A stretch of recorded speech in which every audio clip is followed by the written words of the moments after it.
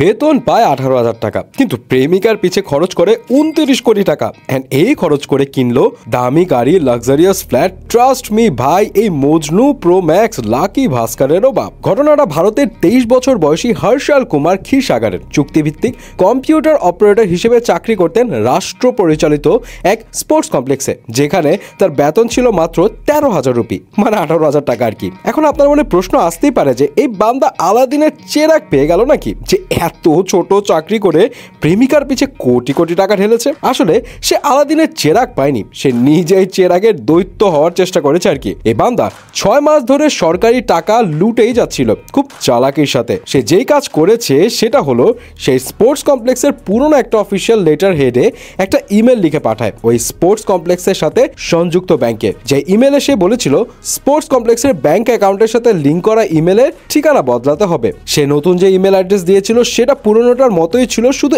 একটা ক্যারেক্টারের পার্থক্য ছিল। যেহেতু অফিসিয়াল প্যাডে ইমেলটা পাঠানো হয়েছিল, তাই ব্যাংক ভেবেছিল এটা অথেন্টিক একটা ইমেল। অ্যান্ড এরপর যখন ব্যাংক ইমেলটা চেঞ্জ করে, হর্ষালের দেওয়া নতুন ইমেলটা ব্যাংক অ্যাকাউন্টের সাথে সংযুক্ত করে, তখন সে টাকা পয়সা ট্রানজেকশনের সব ইনফরমেশন, ইভেন ওটিপি পর্যন্ত পেতে শুরু করে। অ্যান্ড দেন সে ইন্টারনেট ব্যাংকিং অ্যাক্টিভ করে জুলাই মাস থেকে ডিসেম্বরের 7 তারিখ পর্যন্ত 6 মাসে 13টা আলাদা আলাদা জায়গায় ইনভেস্টের কথা বলে 13টা ডিফারেন্ট অ্যাকাউন্টে ব্যাংক থেকে বিভিন্ন সময় কোটি কোটি টাকা হাতিয়ে নেয়। পুলিশ জানিয়েছে অর্থ হাতিয়ে নেওয়ার পর 1.2 কোটি রুপি দিয়ে বিএমডব্লিউ গাড়ি, 1.3 কোটি রুপি দিয়ে এসইউভি, 32 লাখ রুপি খরচ করে বিএমডব্লিউর একটা বাইক ক্রয় করে হর্ষাল। এছাড়া সে তার প্রেমিকাকে ছত্রপতি সম্ভাজি নগরের বিমানবন্দরের পাশে একটি ফ্ল্যাটও কিনে দেন। একই সঙ্গে তিনি তার প্রেমিকার জন্য হীরায় খচিত একটি চশমা ক্রয় করেছিলেন। আহা, ট্রু লাভ কাকে বলে দেখো। এখন এতটুকু ঘটনা শুনে সব প্রেমিক ভাই ও স্বামীরা চাপ অনুভব করলেও এরপর কি হলো সেইটা আগে শুনুন। আপনার কাছে কি মনে হয় অফিসিয়াল সিগনেচার ছাড়াই হর্ষাল একা একা জাস্ট ইমেলের মাধ্যমে এই কারসাজি করে ফেলেছে?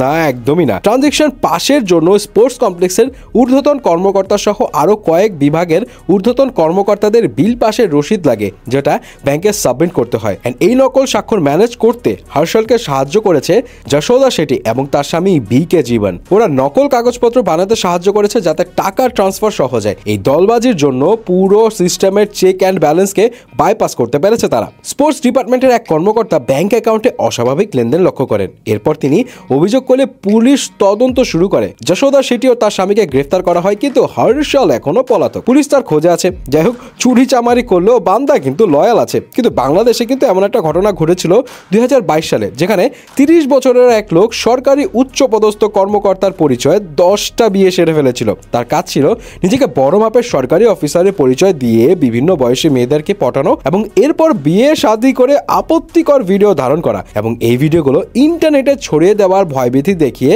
টাকা পয়সা হাতিয়ে নেওয়া। আর যখন সে ধরা পড়ে তখন তার মোবাইল থেকে 50টা নারীর সাথে এমন দুষ্ট ভিডিও পাওয়া যায়।